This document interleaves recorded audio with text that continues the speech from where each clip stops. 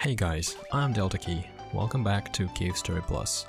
The game just broke our hearts, but we must press on. Oh yeah.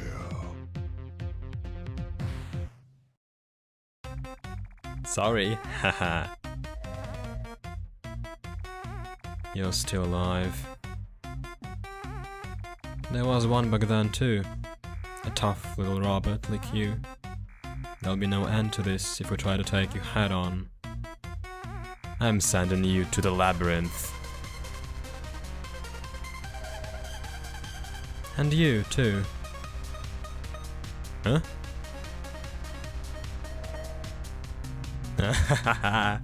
That was refreshing. You've hit the ground floor. Where is this place? Welcome to one of the most depressing locations in the game, the Labyrinth. There's 3 robots here, let's talk with them. The switch for this door is supposed to be all the way up top, but the fitting's real bad. I've fallen so many times that I've broken my leg. You were thrown down here by that witch Misery, too. Poor little guy. The island's junk is stored here. Once you're here, you'll never be able to get out. No response, huh? This location reminds me of that level from Detroit Become Human, where we try to crawl our way through piles of rusty dead robots in this thunderstorm. Everything here, from color palette to music, is telling you the same thing. Abandon hope, all ye who enter here. But we won't. The robot told us about a door switch up top, so head there. The best weapon for this level is actually the blade. Even at level 1, it kills the annoying purple critters in one shot, and has a decent range. I'll probably make it look easy, but you know you've played Cave Story a lot, but you can complete the section without falling down. There's also a life capsule number 9 hidden behind one of the critters, so head there to grab the prize.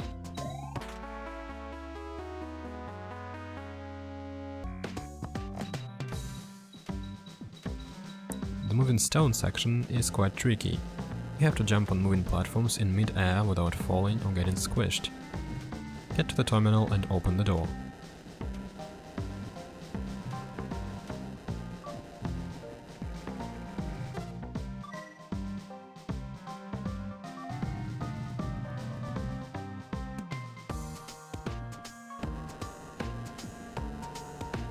Then you can jump down. I certainly love the gravity in this game. The hearts of the robots are filled with hope, but you soon see their crushed remains. Gaudi, the cockroach race guarding this labyrinth, doesn't like unexpected guests. Use the blade to quickly get rid of them and proceed forward. Here you need to run left as quickly as you can and jump in the opening. Then run and jump again to avoid being killed by the stone. Labyrinth W opens up with catchy music. It somehow reminds me of dirt, rust and cockroaches. Yuck. Critters will jump out of the tunnels, so use the blade to quickly kill them in one blow. Clear the platform and get inside.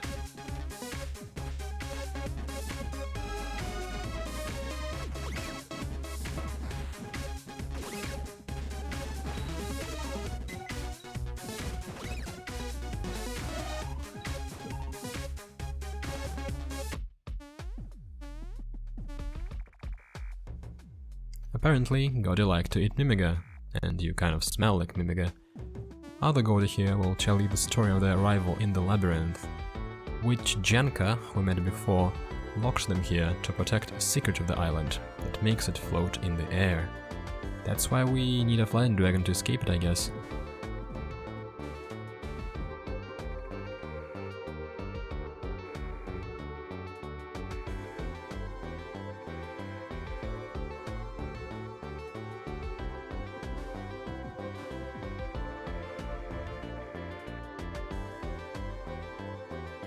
One of the Gaudi hints at a hidden exit from the labyrinth behind a giant boulder.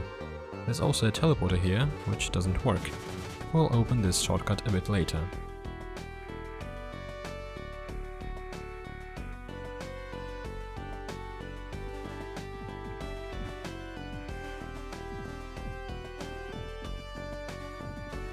Save the game and proceed to the counter.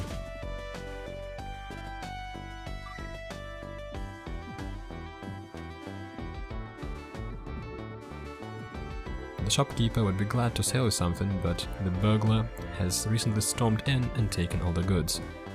What a pity.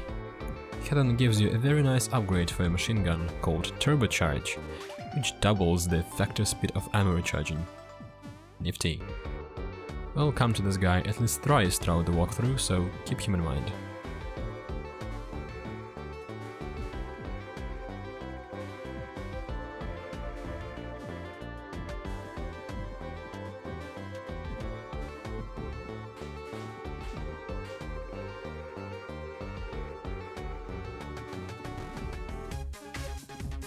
Go out and head right. The architecture is really tricky and wet here, with small water puddles hindering your movement.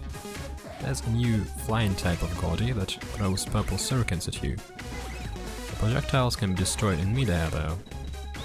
Blade is still the best weapon here, as it deals nice chunks of damage, especially on level 2.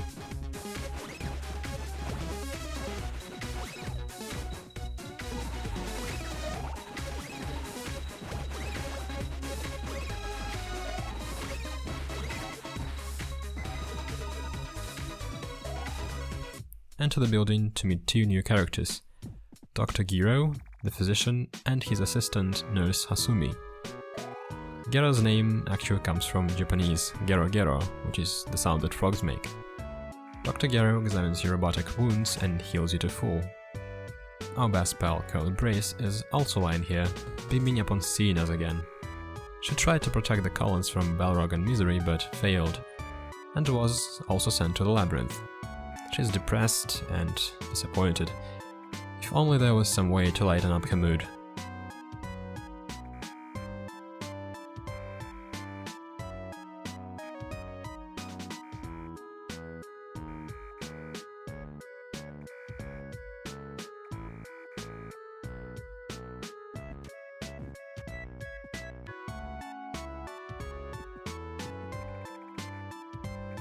We now need to head to the clinic, which lies up top, while Carol becomes more depressed and existential with every second.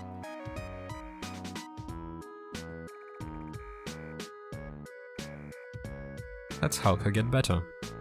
Blade level 3 has very nice visuals, with King's Soul dashing at the enemies and slashing them to bits. Very stylish, and quite sad.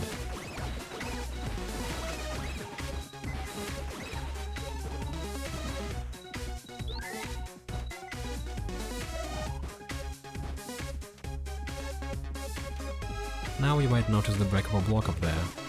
How do we get it? Well, there's 3 ways. The first one is to jump atop the critter. The damage will make you propel upwards a bit, just enough to get to that ledge. If you have a machine gun, you can simply fly up there. Drop down and go through the door. You are back at the clinic. Open the chest to get an arms barrier. It's an awesome item that halves the XP you lose upon taking damage. Who wouldn't like that? Get back to the top platform and jump to the ledge with the door.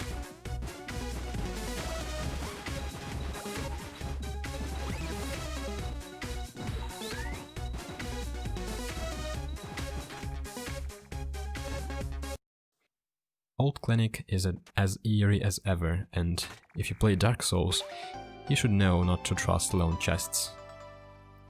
Once you get the Cure All, the boss, Black Pooh, appears. His looks kinda resemble Balrog, but he's a total pushover. Black Pooh lands on the ground on the count of 4, marking his landing point by black orbs. The best weapon to use here is the blade, as it deals AoE damage. Pooh will block shots from other weapons with his orb shield. Once you defeat him, he orbs away into infinity. Maybe we can finally cure Curly now. Dr. Gero is happy with your find. Curly is in good hands now, though she's still depressed.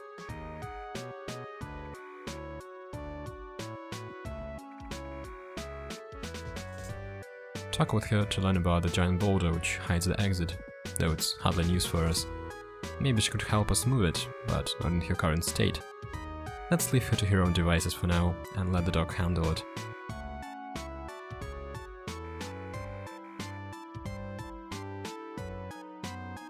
On that note, see you in the next episode, where I'll showcase another awesome weapon called the Snake. Stay tuned!